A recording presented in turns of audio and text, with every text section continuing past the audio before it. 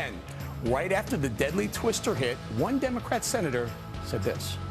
The damage that your polluters and deniers are doing doesn't just hit Oklahoma and Alabama and Texas. Well, he's apologizing now, but why are tone-deaf Democrats cashing in while people are digging out? Cashing in, firing up your weekend barbecue conversation right now. Before they were even digging out in Oklahoma, one lawmaker using that massive twister to sell his global warming agenda. He says he's sorry, but will taxpayers be more sorry?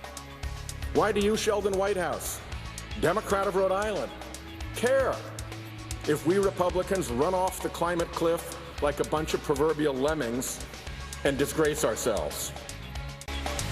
Apology not accepted. A Democrat wasting no time blaming the massive Oklahoma twister on global warming.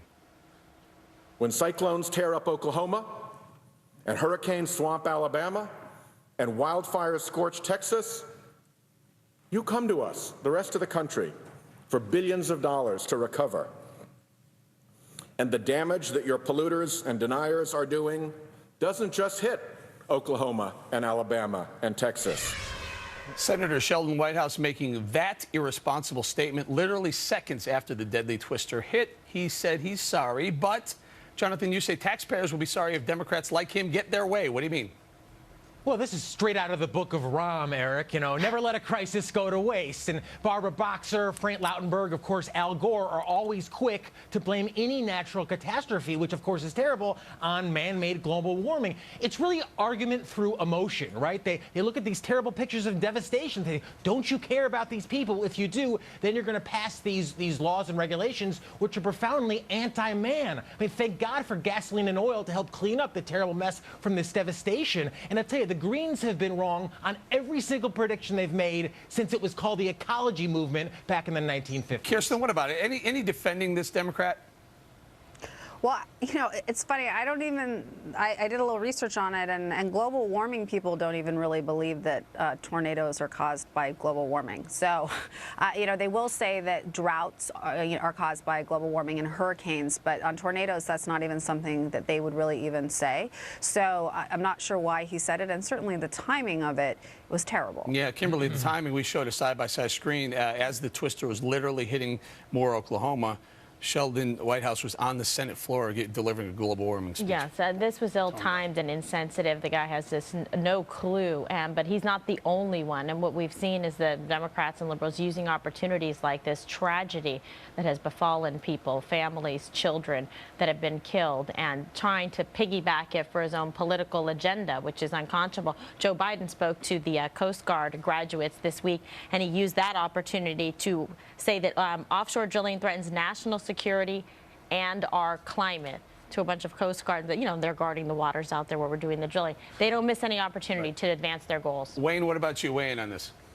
Well, you know, I'm a little different than that. I don't think we know that, for example, that the temperature has risen 1.4% since 1880. We know that Glacier National Park now has only 27 glaciers when in 1910 it had over 150 glaciers. We know the globe is warming. We know all of that. So we're not going to argue about what is.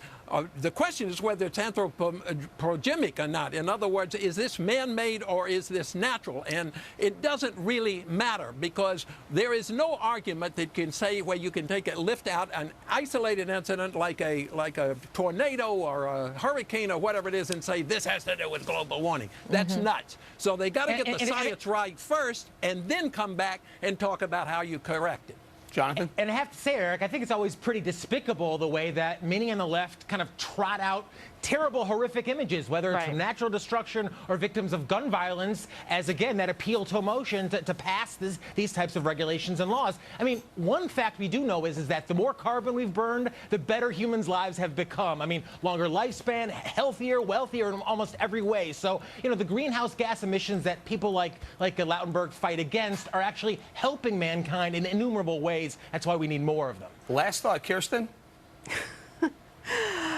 Yeah, I just, I don't see how greenhouse gases are helping the world. And well, our standard of living has risen. Hold on, you asked me to answer this. GDP is rising. I think that's what Jonathan's alluding not to. Not because of greenhouse gases. Well, not because of it, but certainly not. Coincidence is not causation. So, you know, but I don't think, I think to like say that it's despicable for liberals to look for opportunities to talk about things that they think are important doesn't make sense to me. I think the timing is important, but look, you know, I support gun control, and that it's not because I'm despicable. I think that no, but you know what, Kirsten, we have to go. We can't do this, guys. We don't have time to do this whole discussion. But trotting out families from Newtown in a gun debate was despicable in my mind. We got to leave it there. We're going to say thank you very much, Kirsten Powers. By the way, great piece you wrote last week. Thanks for joining us this week.